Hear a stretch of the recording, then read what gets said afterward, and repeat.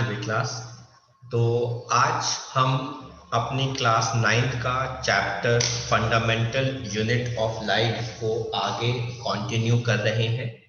हमने last class में plasma membrane के बारे में डिटेल में पढ़ा था और अब हम अगला कंपोनेंट पढ़ने वाले हैं। वो है क्या बेटा? Cell wall. कहते हैं प्लांट्स के पास, सिर्फ प्लांट्स के पास, ओनली इन प्लांट्स, इनके पास एक एडिशनल प्रोटेक्टिव वॉल होती है प्लाज्मा मेम्ब्रेन के बाहर, जिसको हम कहते हैं सेल वॉल। ये ज्यादा थिक होती है, ये नॉन लिविंग है, रिजिड स्ट्रक्चर है और ये क्या होती है? परमिएबल। ये बनी होती है सेल्यूलोज की, जो हेल्प करती है to provide strength to the plant. और जब सेल लूज करता है पानी, किसकी वजह से? ऑस्मोसिस की वजह से, तो बेटा सेल का साइज छोटा हो जाता है। इस सेल के साइज छोटे होने की वजह से जो सेल के कंटेंट्स हैं वो सेल वॉल से दूर होने लगते हैं, जिस फिनोमिना को हम क्या कहते हैं बेटा? प्लाज्मोलाइसिस।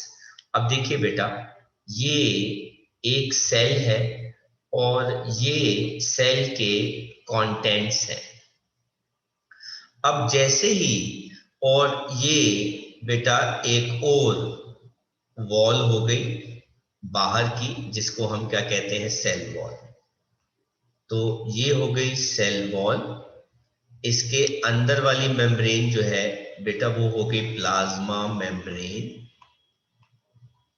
और जब ये पानी लूज करने लगता है तो बेटा सेल का साइज पहले से थोड़ा छोटा हो जाता है और इस वजह से सेल के जो कंटेंट्स हैं बेटा वो आपस में पास आ जाते हैं। इस सेल के कंटेंट्स को मूव अवे करना सेल वॉल से, फिनोमिना को हम क्या कहते हैं? प्लाज्मोलाइसिस। कहते हैं मूवमेंट सेल के कंटेंट्स का सेल वॉल से दूर due to loss of water from the cell by osmosis, उस फिनोमिना को हम कहते हैं प्लाज्मोलाइसिस। पहला पॉइंट इसके बारे में, सिर्फ लिविंग सेल्स के पास एबिलिटी होती है पानी को एब्जॉर्ब करने की बाय ऑस्मोसिस। ठीक है, डेड सेल्स ऐसा नहीं कर सकते। कहते हैं सेल वॉल्स बैक्टीरिया के, फंगाई, प्लांट्स, ये अलाउ करते हैं टू सरवाइव इन हाइपोटोनिक, मतलब जिसके अंदर पानी बहुत ज्यादा हो और बिना बर्स्ट किए। क्योंकि बेटा इन ऑर्गेनिजम्स को बेटा पानी का नीड ज्यादा होता है, इस वजह से ये हाइपोटोनिक सॉल्यूशंस में भी अच्छे खासे एग्जिस्ट करते हैं। और इनके अंदर इतना ज्यादा पानी भरा होता है कि बेटा सेल वॉल की मदद से ये बर्स्ट नहीं करते। डाइल्यूट मीडियम के अंदर, जिसको हम कहते हैं हाइपोटोनिक सॉल्यूशन, एक सेल जो होता है वो पानी लेता है बाय ऑस्मोसिस, जिसकी वजह से वो स्वेल कर जाता है। अब सेल एक्सर्ट करता है pressure against the cell wall and cell wall exerts करती है equal and opposite pressure against the cell, जिससे एक बैलेंस बनता है। It helps plant cell to withstand changes in nearby medium as compared to animal cell. इसका मतलब है plant cell के पास एडिशनल सेल वॉल होने की वजह से बेटा ये ज्यादा अच्छी कंडीशंस को, बेटा ज्यादा अमाउंट ऑफ कंडीशंस को बेटा हैंडल कर सकता है as compare to animal cell, जिसमें ये सेल वॉल नहीं होती। इसलिए बेटा प्लांट सेल थोड़े से स्ट्रॉन्ग और बेटर होते हैं। किसी को बेटा कुछ कॉपी करना है इसमें से?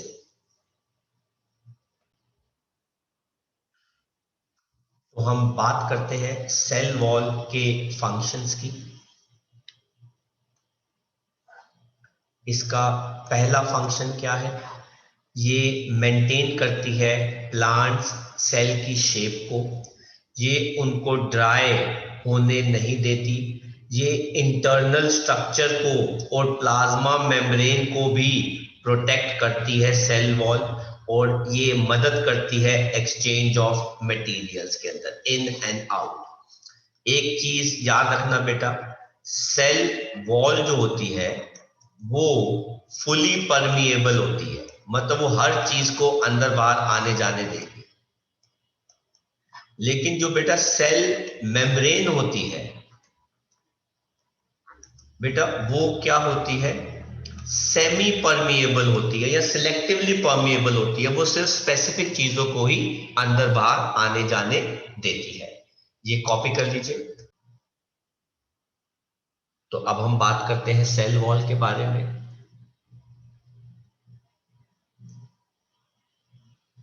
तो आप देख सकते हैं बेटा, जो सेल की सबसे बाहर की जो कवरिंग है बेटा, उसको हम क्या कहते हैं? Cell wall. अगर आप देखें इसके अंदर भी एक मेम्ब्रेन है, उसको बेटा हम क्या कहते हैं? सेल मेम्ब्रेन, जो हमने लास्ट क्लास में पढ़ा था लेक्चर में।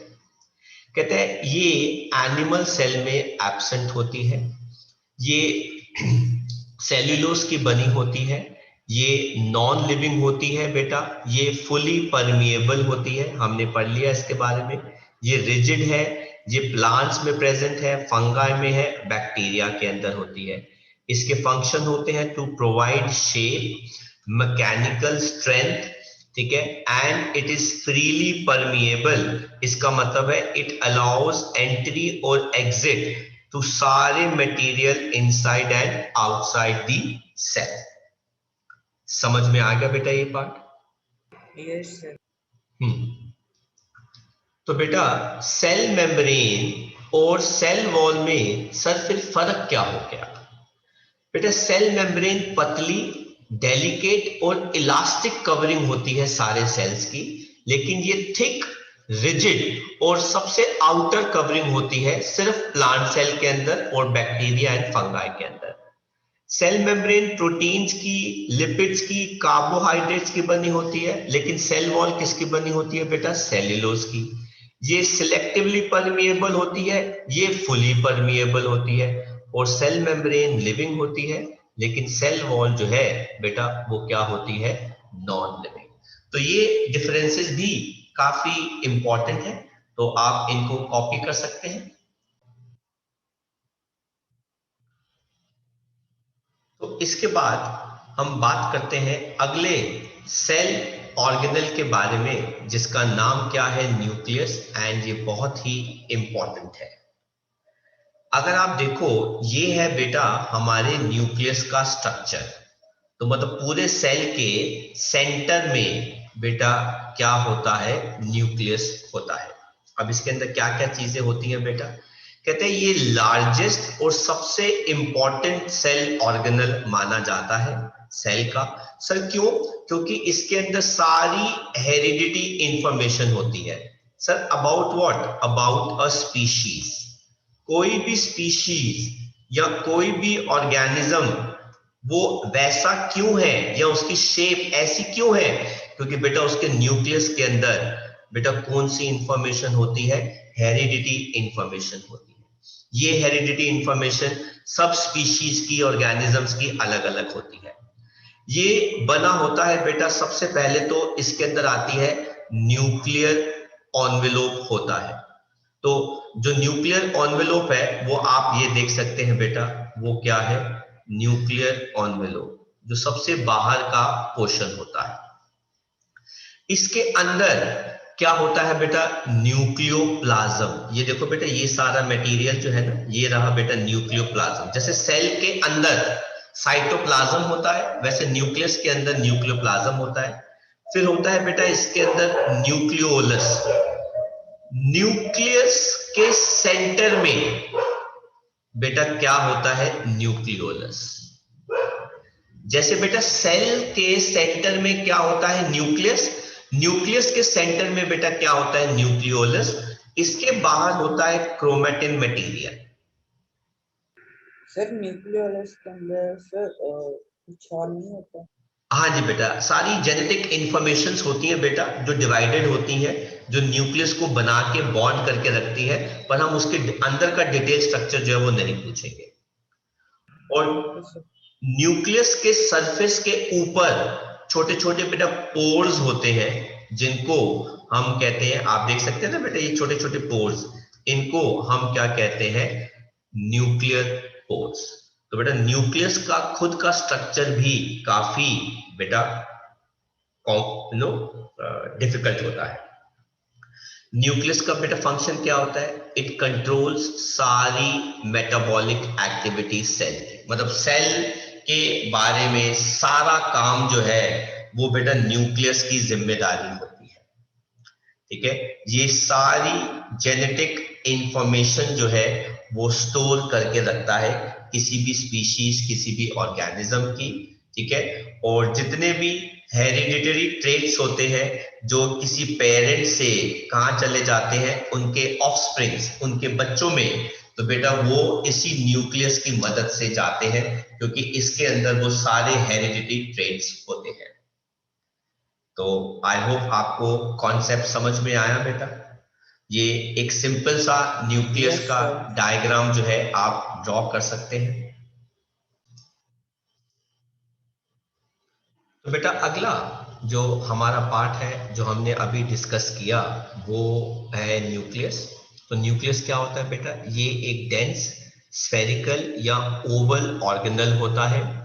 यंग सेल्स के अंदर यूजुअली ये सेंट्रली लोकेटेड होता है, पर मैच्योर सेल्स में ये सेल के किसी एक साइड पे चला जाता है। सर क्यों? क्योंकि वैक्यूल काफी बड़ा होता है, वो काफी जगह ऑक्यूपाई कर लेता है। न्यूक्लियस कवर होता है एक डबल लेयर के साथ, जिसको बेटा हम कहते हैं न्यूक्लियर मेम्ब्रेन, जो इसको सेपरेट करती है साइटोप्लाज्म से। तो बेटा सेल है, सेल के सेंटर में ये मेम्ब्रेन हो गई, और ये सारा साइटोप्लाज्म हो गया, ये हो गई बेटा न्यूक्लियर मेम्ब्रेन। कहते हैं इसके अंदर जेनेटिक या हेरिडिटी मटेरियल होते हैं, जिनको बेटा हम क्या कहते हैं? क्रोमोसोम्स। क्रोमोसोम्स बेटा रॉड शेप स्ट्रक्चर्स होते हैं, अभी आपने देखे थे बेटा, ऐसे करके होते हैं, जो सिर्फ तभी विजिबल होते हैं जब सेल को क्या करना होता है? डिवाइड करना होता है। हम आगे पढ़ेंगे सेल डिवीजन क्या होती है। कहते हैं उस टाइम ये ट्रांसमिट करते हैं information from parents to offspring with the help of a very important molecule, जो बेटा कौन सा होता है? DNA molecule. इसकी फुल फॉर्म होती है डीऑक्सीराइबोन्यूक्लिक एसिड। किसी भी स्पीशीज के लिए उसका डीएनए सबसे इंपॉर्टेंट चीज होती है बेटा। सारी इंफॉर्मेशन इस डीएनए के अंदर होती है। इनफैक्ट क्रोमोसोम्स किसके बने होते हैं बेटा? डीएनए के। और किसके बने होते हैं? प्रोटीन्स के। ये डीएनए मॉलिक्यूल्स होते हैं जो ये सारी इंफॉर्मेशन को स्टोर करके रखते हैं और ऑर्गेनाइज करके रखते हैं, ताकि वो एक नया ऑर्गेनिज्म बना सके। तो बेटा हमारे पेरेंट से जो सेल आते हैं, गैमीट्स, मेल गैमीट और फीमेल गैमीट, जब वो फ्यूज होते हैं तो जो नया जाइगोट बनता है, जो हम होते हैं बेटा, वो एक नया डीएनए मॉलिक्यूल जो है बनाता है। इस डीएनए के अंदर एक और यूनिट होता है, वो कौन होते हैं बेटा? जीन्स। आपके जीन्स, सबके जीन्स अलग अलग है, तभी तो बेटा सबका डीएनए अलग अलग है।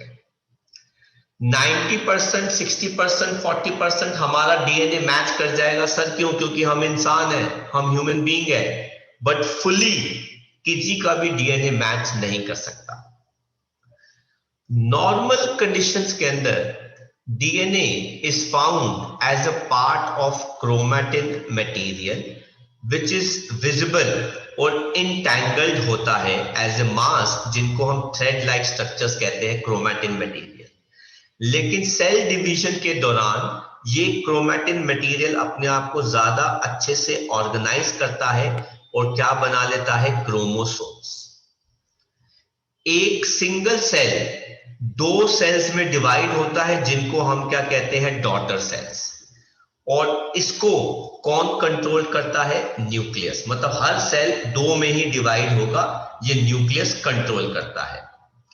इसके अलावा न्यूक्लियस और भी बहुत सारी केमिकल एक्टिविटी सेल्स की कंट्रोल करता है। एंड पुराने सेल्स को अगर हम देखें तो presence and absence of nuclear membrane जिन ऑर्गेनिजम्स में होती है, मतलब जिनमें है और जिनमें नहीं है, उन ऑर्गेनिजम्स को बेटा या उन सेल्स को हमने दो कैटेगरी में डिवाइड किया था, प्रोकैरियोटिक एंड यूकैरियोट। हालांकि ये हम पहले भी पढ़ चुके हैं, पर एक बार दोबारा इसको देख लेते हैं। प्रोकैरियोट्स, इसका मतलब क्या होता है बेटा, प्रो का मतलब पुराने, प्रिमिटिव या प्राइमरी, कैरियन का मतलब क्या होता है, न्यूक्लियस। कहते हैं न्यूक्लियस कुछ ऑर्गेनिजम्स के अंदर पूरी तरीके से डेवलप नहीं होता, जिसकी वजह से उनकी न्यूक्लियर मेम्ब्रेन एब्सेंट होती है। जैसे बेटा यहां पर अगर आप इस सेल के अंदर देखें तो न्यूक्लियर मेम्ब्रेन नजर आ रही है, बट बेटा प्रोकैरियोट्स के अंदर ये न्यूक्लियर मेम्ब्रेन नजर नहीं आती, होती ही नहीं है। और पुअरली होने की वजह से, ठीक है ना, इस न्यूक्लियस को हम एक दूसरे नाम से जानते हैं कि जो क्या होता है, न्यूक्लियोइड। तो अगर न्यूक्लियस की मेम्ब्रेन है तो बेटा वो न्यूक्लियस है, लेकिन अगर उसकी मेम्ब्रेन नहीं है तो वो क्या है, न्यूक्लियोइड। ऐसे ऑर्गेनिजम्स को हम कहते हैं प्रोकैरियोट्स। ये लैक करते हैं बेसिक ऑर्गेनल्स, जैसे यूकैरियोटिक में जो प्रेजेंट होते हैं वो इसके अंदर नहीं होते।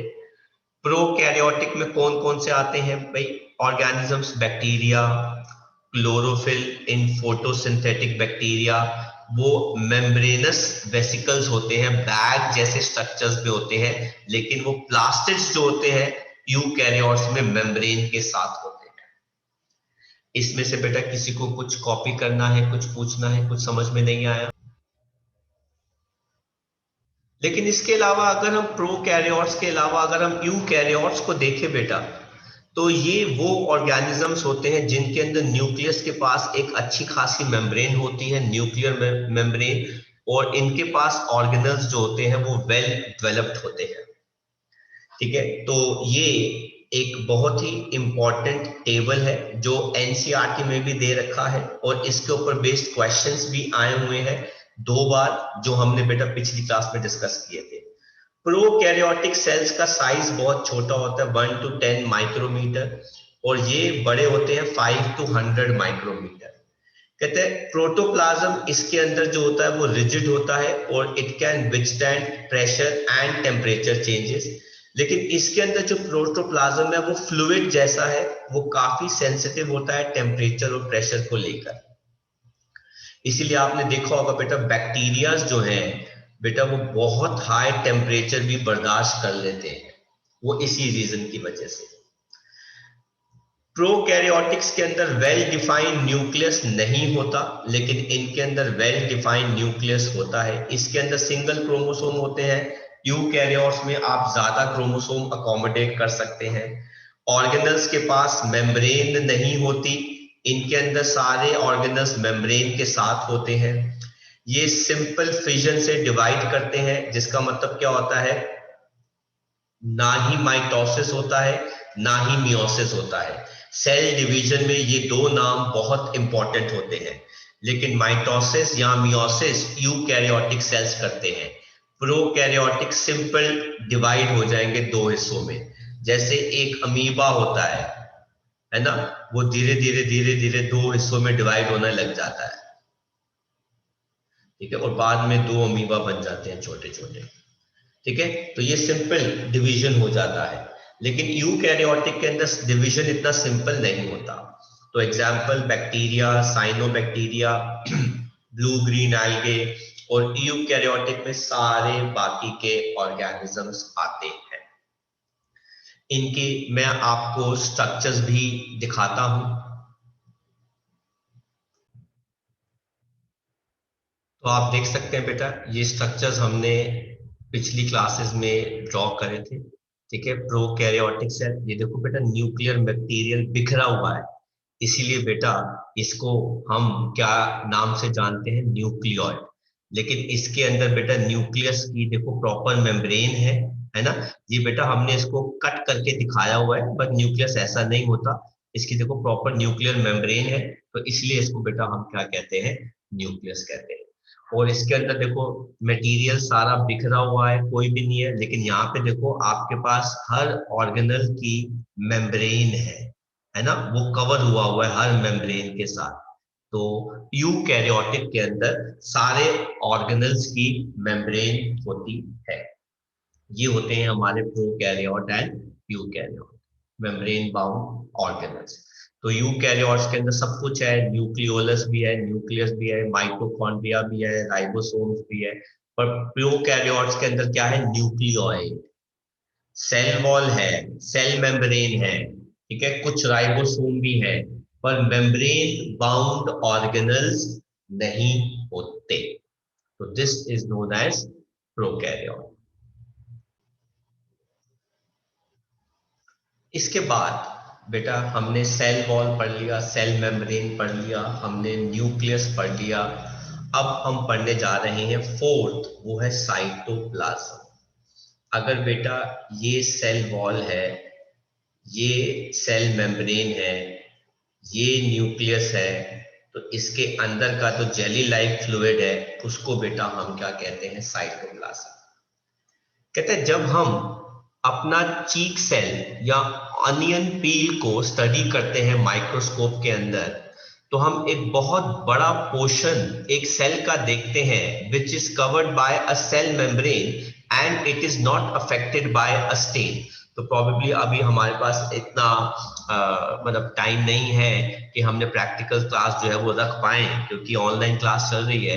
तो हम आपको जरूर ऑनियन पील या चीक सेल का स्टेन सेल जरूर दिखाते हैं। इस रीजन को बेटा हम क्या कहते हैं, साइटोप्लाज्म। ये एक फ्लूइड पार्ट होता है सेल का which is surrounded by plasma membrane, और इसके अंदर बड़े सारे सेल ऑर्गेनल्स होते हैं। इनफैक्ट सारे सेल ऑर्गेनल्स इसी में ही होते हैं, और हर एक सेल ऑर्गेनल एक सेल स्पेसिफाइड फंक्शन जो होता है बेटा वो परफॉर्म करता है, इसलिए इनको स्पेशलाइज्ड सेल्स भी कहा ऑर्गेनल्स भी कहा जाता है। कहते हैं एक मेम्ब्रेन का बहुत ज्यादा सिग्निफिकेंस होता है ताकि वो साइटोप्लाज्म को होल्ड करके रखे। अब जरा ध्यान से देखना, viruses do not have any membrane, they do not show any sign of life until they enter a living system and utilize उसकी मशीनरी टू मल्टीप्लाई। आप हमारे पास आजकल सबसे अच्छा एग्जाम्पल बेटा क्या है, कोरोना वायरस है ना। तो उस कोरोना वायरस के ऊपर जो है बेटा क्या है, स्पाइक्स है ना, तो इसकी मेम्ब्रेन तो है ही नहीं है, ठीक है ना। तो स्पाइक्स आ गए, ये कहीं से भी किसी भी चीज को अटैच कर सकता है। ये देखो ये स्पाइक्स मदद करते हैं उसको कंबाइन करने में, जितने ज्यादा स्पाइक्स होंगे बेटा उतना ज्यादा इसका आसान हो जाएगा दूसरों को अटैक करने का। और ये जब सेल के अंदर आ जाता है, जब ये कोरोना वायरस इस सेल के अंदर आ जाता है, तो बेटा वो न्यूक्लियस के अंदर घुसकर उसको कहता है कि आप अपना काम नहीं करेंगे, मेरे जैसे और बनाओ।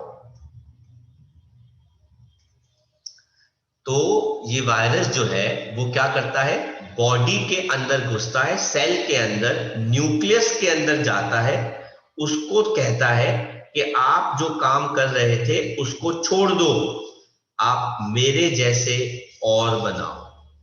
और वो न्यूक्लियस कहता है ओके, उसको लगता है कि भाई इंफॉर्मेशन जो है वो इसी इंसान ने ही दी है, लेकिन न्यूक्लियस को नहीं पता होता कि ये इंफॉर्मेशन इंसान ने नहीं दी है, ये गंदा सा वायरस है, इसकी चाल है ये, ठीक है। बट न्यूक्लियस का काम होता है, उसको आदेश मिलता है वो करना शुरू कर देता है। वो तो हमारे थैंक गॉड कौन होते हैं, एंटीबॉडीज।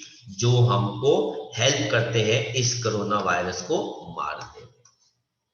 तो वो सेल के अंदर उसको घुसने ही नहीं देते, उसको पहले ही मारना शुरू कर देते हैं। समझ में आया बेटा ये कॉन्सेप्ट? किसी का कोई सवाल जवाब, किसी को कुछ पूछना हो? No sir. तो अब हम एक एक करके सारे सेल ऑर्गेनल्स जो है वो पढ़ेंगे। तो बेटा हम बात करते हैं साइटोप्लाज्म की। तो साइटोप्लाज्म क्या होता है? ये एक सेमी फ्लूइड होता है जो जेली के जैसा होता है मटेरियल। इसके अंदर सारे सेल ऑर्गेनल्स जो होते हैं वो प्रेजेंट होते हैं। तो आप देख सकते हैं कि ये सारा बेटा क्या है? साइटोप्लाज्म है ये सारा।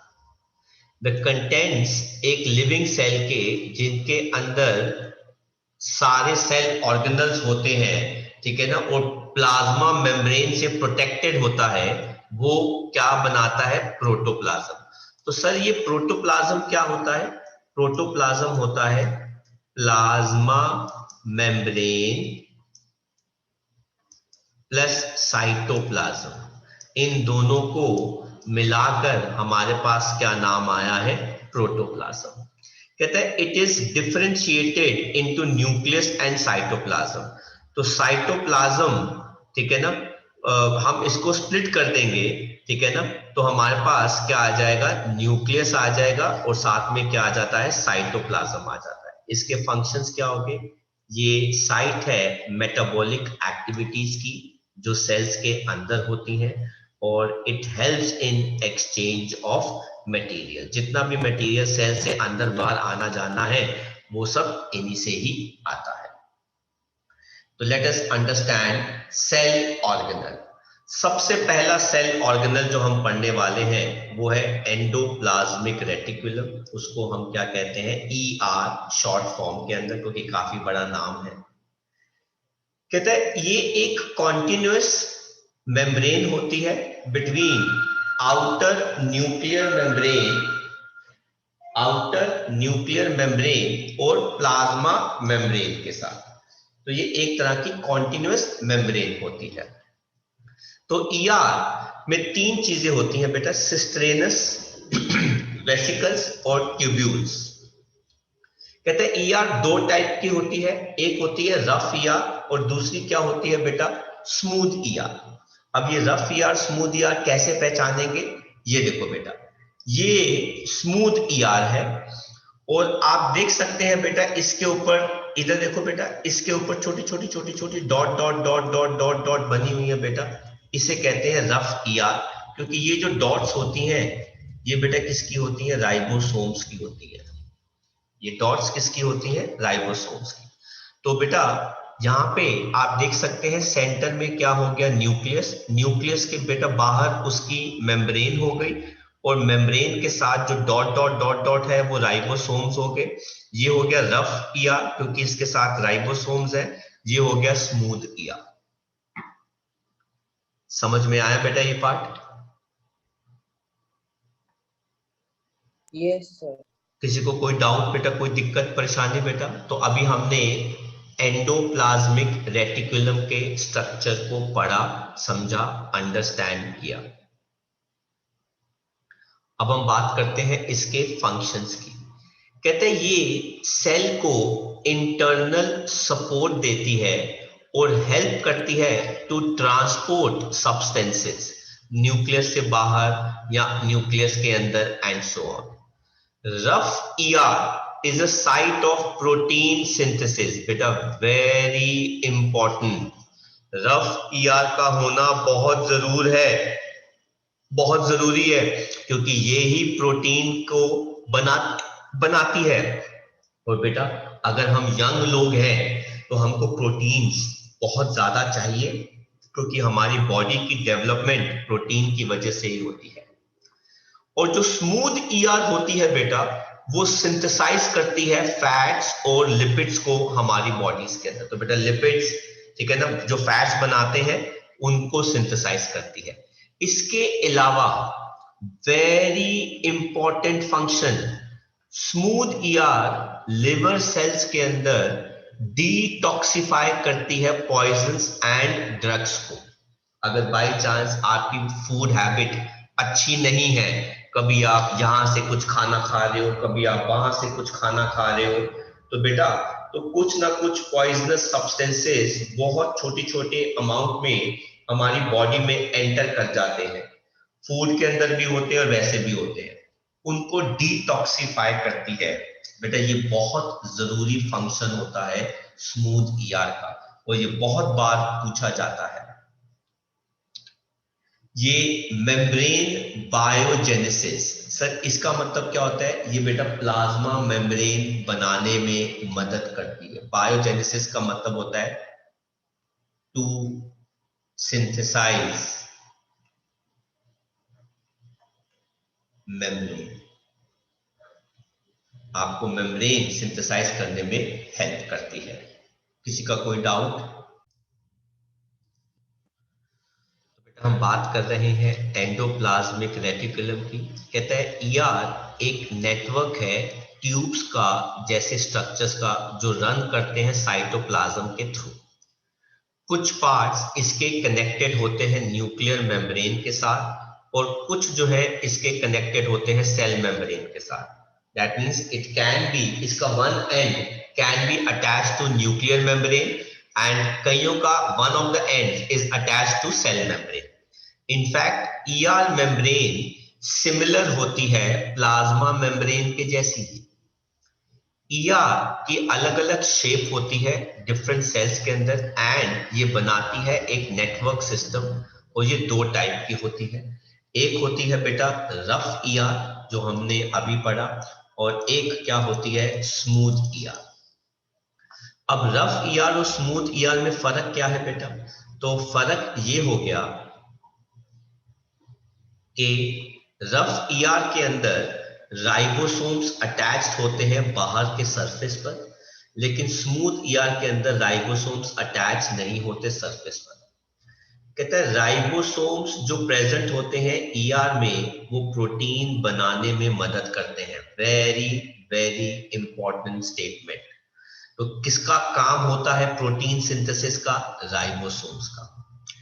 ये प्रोटीन बाद में ट्रांसफर होते हैं जहां जहां पे सेल में जरूरत होती है थ्रू ईआर। फैट्स और लिपिड्स भी सिंथेसाइज किए जाते हैं स्मूथ ईआर के थ्रू। अ सेल जिसको फैट या लिपिड चाहिए नॉर्मल फंक्शनिंग के लिए, उसको भी बेटा स्मूथ ईआर ही प्रोवाइड करेगा। In fact cell membrane is made up of these lipids and proteins, इसीलिए सेल मेम्ब्रेन का बनाने को मेथड को बेटा क्या कहते हैं? Membrane biogenesis. ठीक है, जो स्मूथ ईआर का बेटा काम होता है। और कुछ प्रोटीन्स और लिपिड्स बनाते हैं एंजाइम्स, और क्या एक्ट करते हैं साथ में? हार्मोन्स भी बनाते हैं। तो इसके फंक्शंस की बात करें, इंटरनल सपोर्ट साइटोप्लाज्म को, ट्रांसपोर्ट करती है प्रोटीन्स को वेरियस पार्ट्स ऑफ साइटोप्लाज्म और साइटोप्लाज्म और न्यूक्लियस के बीच में। स्मूथ ईआर डिटॉक्सिफाई करती है बहुत सारे पॉइजन्स और ड्रग्स को, स्पेशली लिवर के अंदर। और ये सेक्रीट करती है प्रोटीन्स और लिपिड्स, और कैरी करती है प्रोसेस मेम्ब्रेन बायोजेनेसिस का। And it is also associated with synthesis, storage and transport of metabolic activities। ये और ये तीन पॉइंट तो बहुत इंपॉर्टेंट हैं रिलेटेड टू एंडोप्लाज्मिक रेटिकुलम। किसी का कोई डाउट? जो बेटा हमारा नेक्स्ट सेल ऑर्गेनल आता है वो है गोल्गी एपरेटस, जिसके बारे में अब हम पढ़ने वाले हैं, और देखते हैं कि इसका फंक्शन क्या होता है। कहते हैं गोल्गी एपरेटस सबसे पहले डिस्कवर किया गया था बाय कैम्पिलो गोल्गी, और उन्हीं के नाम पे ये रखा गया है गोल्गी एपरेटस। ये बना हुआ होता है stacks of flattened saucer shape membranes का, जो फ्लैटेंड होती हैं किसके अंदर, सिस्टरेन्स के अंदर। ये मेम्ब्रेन्स यूजुअली कनेक्टेड होती हैं मेम्ब्रेन्स ऑफ एंडोप्लाज्मिक रेटिकुलम के साथ, इसीलिए ये एक कॉम्प्लेक्स नेटवर्क सिस्टम दिखता है जो हमको बताता है। इनका काम क्या होता है, वेरी इंपॉर्टेंट फंक्शन, ये स्टोर करती हैं, मॉडिफाई करती हैं, पैकेज करती हैं, कंडेंस करती हैं और ट्रांसफर करती हैं proteins synthesised by endoplasmic reticulum, है ना, राइबोसोम्स जो करते हैं। इसके अलावा ये स्टोर करती है मॉडिफिकेशन और पैकेजिंग प्रोडक्ट्स वेसिकल्स के फॉर्म में काम आता है। They help in formation of lysosomes जो हम आगे जाके पढ़ेंगे, and they help in formation of complex sugars by using simple sugars. ठीक है, तो देखते हैं कि गोल्गी एपरेटस बेटा कैसा होता है।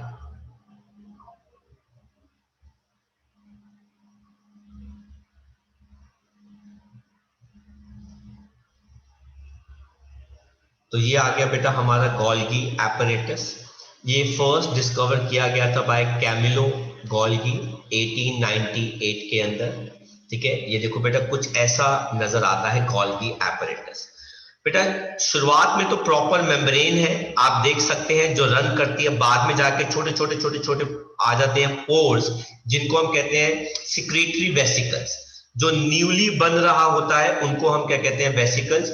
जो ये लंबी लंबी मेम्ब्रेन होती है बेटा उन्हें कहते हैं ल्यूमेन, इनके अंदर की जो ओपनिंग, और इस मेम्ब्रेन को बेटा किस नाम से दिया जाता है, सिस्टरेन। कहते हैं ये एक ऑर्गेनल है of membrane bound sacs, tubes and vesicles. तो बेटा आप देख सकते हैं बेटा खाली जगह है, इसको कहते हैं सैक्स। बेटा ये ट्यूब्स की फॉर्म के अंदर आ रहा है, ठीक है, और वेसिकल्स आप देख सकते हैं छोटे छोटे छोटे छोटे गोले होते हैं। कहते हैं द मेम्ब्रेन बाउंड सैक्स को हम बेटा क्या कहते हैं, सिस्टरेन। तो आपने देखा बेटा इन सैक्स को हम क्या कहते हैं, सिस्टरेन। इनका फंक्शन क्या होता है, involve in repair and synthesis of cell membrane. ठीक है, it modifies, sorts and packages material, जो किससे आता है बेटा, ईआर से। स्मूथ ईआर या ईआर का काम होता है बेटा प्रोटीन बनाना, लिपिड्स बनाना, फैट्स बनाना। ये इन सबको अलग अलग करती है, पैक करती है, मॉडिफाई करती है और आगे जाके बेटा क्या कर देती है, ट्रांसफर कर देती है। किसी को बेटा कोई चीज में डाउट, कोई दिक्कत परेशानी, कोई चीज ना समझ में आई हो? No sir. नेक्स्ट हमारे आते हैं बेटा सेल ऑर्गेनल्स, जो कौन होते हैं बेटा, लाइसोसोम्स। ये आप देख सकते हैं, ये वाटरमेलन नहीं है, उनकी तरह दिखते हैं। ये सिंगल मेम्ब्रेन से कवर होते हैं। इनके अंदर बहुत ही बेटा पावरफुल डाइजेस्टिव एंजाइम्स होते हैं। Very nice word, digestive, powerful digestive enzymes होते हैं। कहते हैं ये स्मॉल स्फेरिकल ऑर्गेनल है, covered by a single membrane and contains digestive enzymes. Very important word. Function क्या होता है, they are called suicidal bags. Sir इनको सुसाइडल बैग्स क्यों कहते हैं बेटा, because they helps in destruction of foreign particles. ठीक है, इनफैक्ट बेटा हम जब खाना नहीं खाते तो हम 4-5 दिन तक रह सकते हैं। वो इस रीजन की वजह से, जब हम स्टार्व करते हैं, तो स्टार्विंग के दौरान ये ब्रेक कर जाता है, इसके अंदर से डाइजेस्टिव एंजाइम्स निकलते हैं और बेटा वो हमारे ही सेल्यूलर एपरेटस को कंज्यूम करना शुरू कर देते हैं। तो जब कोई इंसान 3 से 4 दिन खाना नहीं खाता तो बेटा वो क्या हेल्दी हो जाता है कि कमजोर हो जाता है? सर कमजोर। क्योंकि बेटा जब जब इंसान खाना नहीं खाएगा तो लाइसोसोम्स ब्रेक करते हैं बेटा, इनमें से एंजाइम्स निकलते हैं और बेटा वो हमारी बॉडी के सेल्स को ही खाने लग जाते हैं। इसीलिए बेटा इनको क्या कहा जाता है, suicidal bags. Very important word. इसके अलावा ये फॉरेन के पार्टिकल्स को भी डिस्ट्रॉय कर सकते हैं, उनको भी कंज्यूम कर लेते हैं।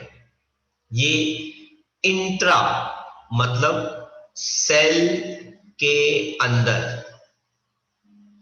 सेल्यूलर डाइजेशन करते हैं बेटा फूड के पार्टिकल्स का, और ये हेल्प करते हैं in remove and burn out cellular organelles by digesting them. तो अगर आपने मान लीजिए एक मील स्किप कर दी, बेटा लोग फास्टिंग रखते हैं, आपको पता है ना लोग फास्ट रखते हैं, तो बेटा एक्चुअली में फास्ट रखना बहुत अच्छी बात होती है। इंसान को कहा जाता है साइंस में एक साल में तकरीबन मतलब एक वीक में कम से कम एक फास्ट रखना चाहिए, और एक साल में तकरीबन उसको 30 से 40 फास्ट रखने चाहिए ऑन एन एवरेज। सर ऐसा क्यों? क्योंकि जब आप बेटा एक फास्ट रखते हैं, एक दिन खाना नहीं खाते या हल्का या कम खाना खाते हैं, तो बेटा ये लाइसोसोम्स बेटा ब्रेक डाउन होकर आपके बॉडी के अंदर या हमारी बॉडी के अंदर जो भी कमजोर से सेल्स है, जो भी हाफ डेड सेल्स है, जो भी बेकार के सेल्स है, उनको बेटा कंज्यूम कर लेते हैं। आया बेटा लॉजिक समझ में?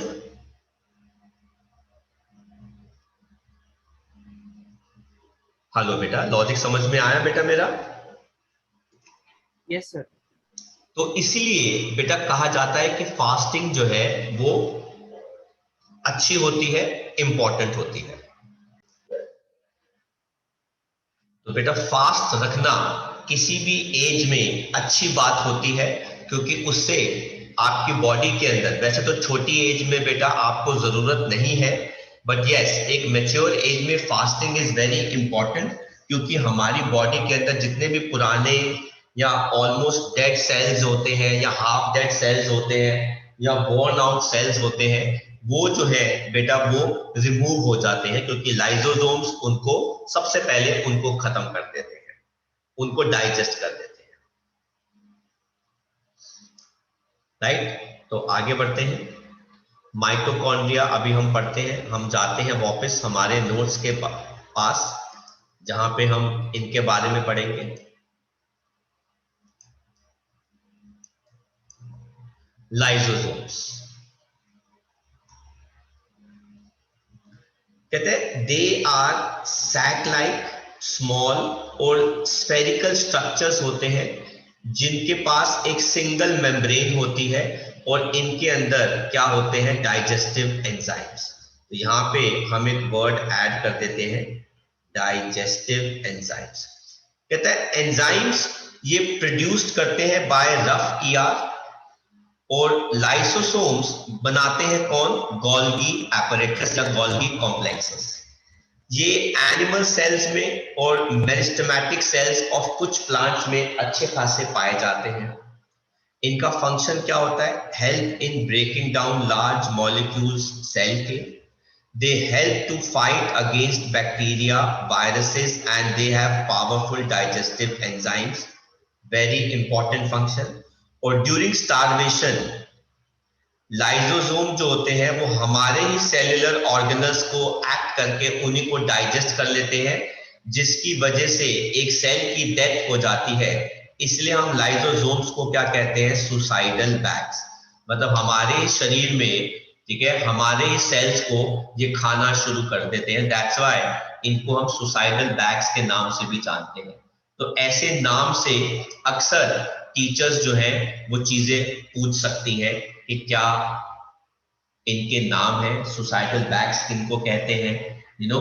तो ये सब चीजें जो है बेटा इंपॉर्टेंट है। तो आई होप आपको समझ में आ गया बेटा ये सारा पार्ट, ठीक है। तो आपको किसी को कुछ पूछना हो इसमें से वो पूछ सकते हैं, ठीक है, क्योंकि बाकी के जो सेल ऑर्गेनल्स हैं उनको हम नेक्स्ट क्लास में करेंगे, ठीक है। एंड तब तक आपके लिए ये सेल ऑर्गेनल्स जो है वो रिवीजन के लिए चले जाते हैं।